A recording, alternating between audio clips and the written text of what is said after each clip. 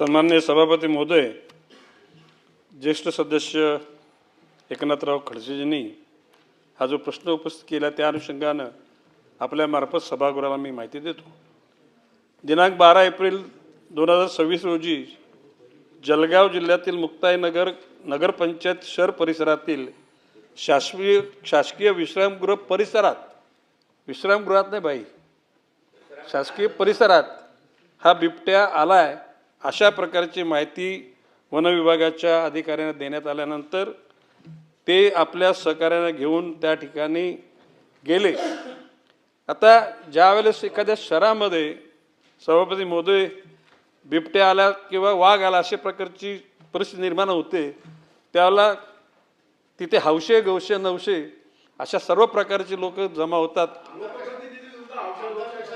ते नंतर सांगतो मी, ते नंतर सांगतो ना मी।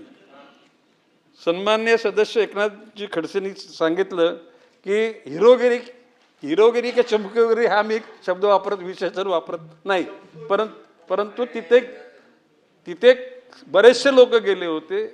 खरं म्हणजे नियमानुसार, खरं म्हणजे वन विभागाचे कर्मचारी, पोलीस अधिकारी ज्यांना निश्चितपणे रेस्क्यू ऑपरेशन करण्याचं ज्ञान आहे अशाच लोकांनी जाणं गरजेचं आहे।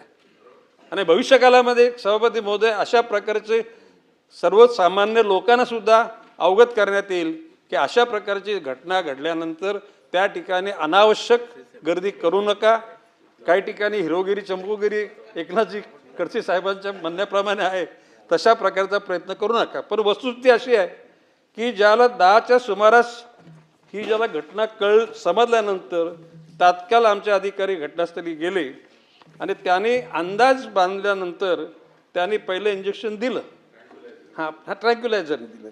त्या इंजेक्शन ते झायलिझिन अशा ते आणि 2 आहेत, ते केटामाइन नावाचं दुसरं इंजेक्शन आहे। परंतु एकूणच प्राण्याचं वय, त्याचं वजन लक्षात घेऊन ते इंजेक्शनची मात्रा दिली जाते। दुर्दैवानं त्या प्राण्याची जी शक्ती किंवा त्याचा आकार न समजता अधिकारी वर्गाने कमी प्रमाणामध्ये इंजेक्शन दिलं गेलं आणि म्हणून त्याला बेशुद्ध करण्याची प्रक्रिया थोडी लांबली आणि मग पुन्हा परत एक इंजेक्शन देण्यात आलं। त्या ठिकाणी इंजेक्शन दिल्यानंतर 15-1 मिनिटं तरी लागतात तो बेशुद्ध होण्यासाठी, परंतु अतिरेक घडलेला असतो, उत्सुकता असते आणि त्या ठिकाणी वातावरण तिथं अनकंट्रोल असतं। त्या ठिकाणी त्या समूहाला कोणी लीडरच राहत नाही, प्रत्येकजण सगळी लीडरशिप आपली तिथं तयार करतात आणि मग अशा परिस्थितीमध्ये वन विभागाचे अधिकारी, पोलीस अधिकारी सुद्धा त्या ठिकाणी फक्त त्या बिबट्या असेल, वाघ असेल, त्याला रेस्क्यू करणं त्यांचं प्रथम कर्तव्य असतं आणि त्याच्यामुळे त्याची ती प्रायोरिटी असते। एक गोष्ट खरी आहे की ज्यावेळेस तो अर्धा बेशुद्ध अवस्थेत असताना त्याचं सांगतात ते लोक, तो शहराच्याकडे घ्यायला निघाल्यानंतर अधिकारी वर्गाने त्याला प्रिव्हेंट करण्याचा प्रयत्न केला गेला आणि प्रिव्हेंट केल्यानंतर एकनाथजी खडसेंच्या म्हणण्यानुसार मी पण त्याच्या मताशी अर्धसहमत आहे। अर्धसहमत अशासाठी की खरं म्हणजे तुम्हाला ती लाटेकाटे हातात घ्यायची गरज नाही।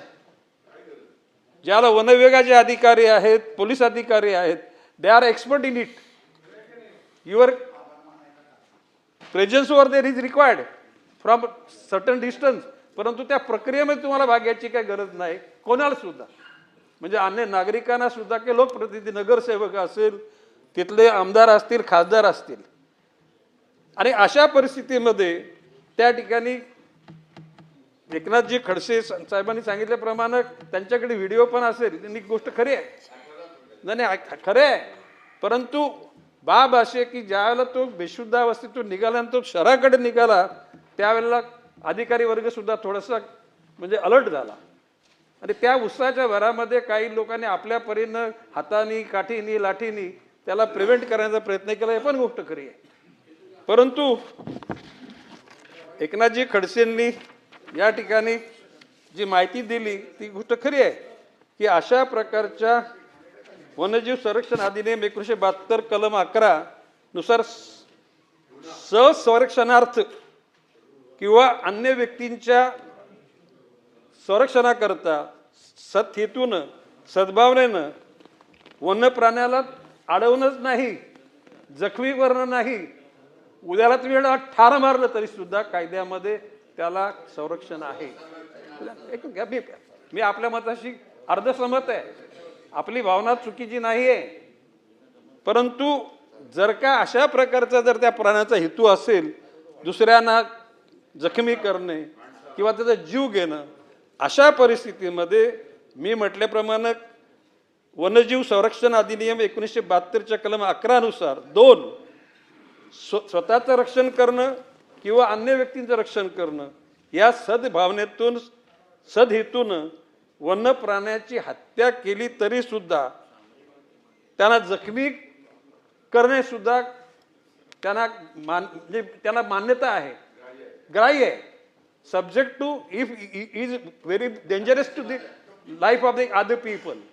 आणि म्हणून या ठिकाणी आपण म्हटल्याप्रमाणे सुरुवातीला आम्ही असेल अशा प्रकारची म्हणजे तो त्याचा हेतू असेल प्राण्याचा, परंतु हेतू तसाच होता अशा निष्पन्न झाले. आणि त्या ठिकाणी फॉरेस्टचे RFO, तिथले पोलीस इन्स्पेक्टर, तहसीलदार अशा प्रकारचे उच्चस्तरीय अधिकारी त्या ठिकाणी होतेच. त्या सर्वांसमक्ष हा सगळा कारभार झालेला आहे. परंतु खडसे साहेबांच्या मताशी मी अर्ध्या रस्त्यापर्यंत सहमत अशासाठी आहे की हा औषध की त्या ठिकाणी कोणाला हिरोगिरी चमकोगिरी करण्याची गरज नाही. आणि भविष्यकालामध्ये अशा प्रकारची हिरोगिरी चमकोगिरी केली तर अशा काठी लाठी जर हातात धरली तर त्या लोकांच्यावर कारवाई निश्चित केली जाईल.